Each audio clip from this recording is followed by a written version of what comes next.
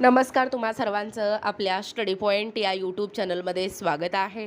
तर 8th पे commission update, केंद्रीय कर्मचाऱ्यांना धक्का, 8व्या वेतन आयोगामुळे पगारवाढ लांबणीवर, कधीपर्यंत होणार याचा संपूर्ण सविस्तर तपशील या व्हिडिओच्या माध्यमातून जाणून घेणार आहोत। तत्पूर्वी तुम्ही जर आपल्या स्टडी पॉइंट या यूट्यूब चॅनलवरती जर नवीन असाल तर आपल्या या चॅनलला लगेचच लाईक आणि सबस्क्राईब करायला विसरू नका। चला तर मग वेळ वाया न घालवता केंद्रीय कर्मचाऱ्यांसाठी ही मोठी आणि महत्त्वपूर्ण अपडेट काय आहे ते या ठिकाणी आपण जाणून घेऊया। बघा, या ठिकाणी तुम्ही टायटल पाहू शकता, 8th पे कमिशन अपडेट, केंद्रीय कर्मचाऱ्यांना धक्का, 8व्या वेतन आयोगामुळे पगारवाढ लांबणीवर, कधीपर्यंत होणार पगार। केंद्रीय कर्मचारी आणि पेन्शनधारकांसाठी 8व्या वेतन आयोग म्हणजे 8वा वेतन आयोग हा महत्त्वाचा विषय बनलेला आहे। या आयोगाच्या शिफारसीमुळे कर्मचाऱ्यांची सॅलरी, भत्ते आणि पेन्शनमध्ये बदल होण्याची शक्यता आहे। त्यामुळे आयोगाचा अंतिम असा अहवाल कधी सादर होईल आणि नवीन वेतन कधीपासून लागू होणार याकडे लाखो कर्मचारी आणि पेन्शनधारकांचे लक्ष लागले आहे। दरम्यानच 8व्या केंद्रीय वेतन आयोगाच्या अहवालाच्या वेळापत्रकाबद्दल केंद्र सरकारने लोकसभेत महत्त्वाची माहिती दिली आहे।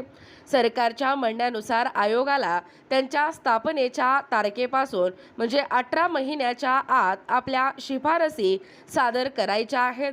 8व्या वेतन आयोगाची स्थापना दिनांक 3 नोव्हेंबर 2025 रोजी झाली होती।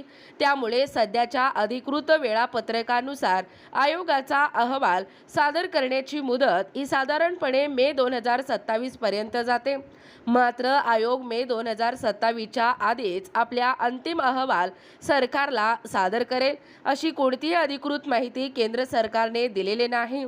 त्यामुळे कर्मचाऱ्यांना सध्या निश्चित तारीख मिळालेली नाही। केंद्र सरकारने दिनांक 3 नोव्हेंबर 2025 रोजी प्रस्तावाच्या मदतीने 8व्या वेतन आयोगाची स्थापना केली होती। न्यायमूर्ती रंजना प्रकाश देसाई या आयोगाच्या अध्यक्ष आहेत।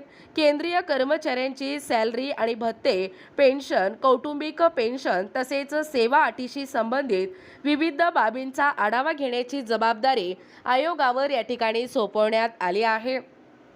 सरकारी आकडेवारीनुसार दिनांक 1 मार्च 2026 रोजी सुमारे 35.77 लाख केंद्रीय सरकारी नागरी कर्मचारी हे सेवेत होते, तर 31 डिसेंबर 2025 पर्यंत 33.76 लाख पेन्शनधारक आणि कौटुंबिक पेन्शनधारक होते।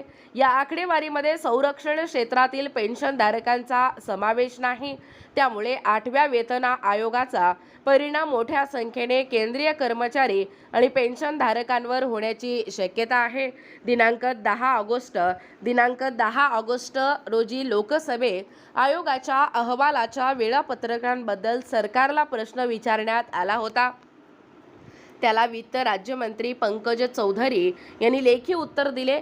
आयोग आपल्या स्थापनेच्या तारखेपासून 18 महिन्याच्या आत शिफारसी सादर करेल असे देखील त्यांनी स्पष्ट केलेलं आहे। तसेच आयोगाने अजून आपल्या शिफारसी सरकारकडे सादर केलेल्या नाहीत अशीही माहिती सरकारने या ठिकाणी दिलेला आहे। म्हणजे याचा अर्थ सध्या केंद्रीय कर्मचाऱ्यांना नवीन वेतन किती वाढणार याबद्दल कोणताही निश्चित आकडा समोर आलेला नाही।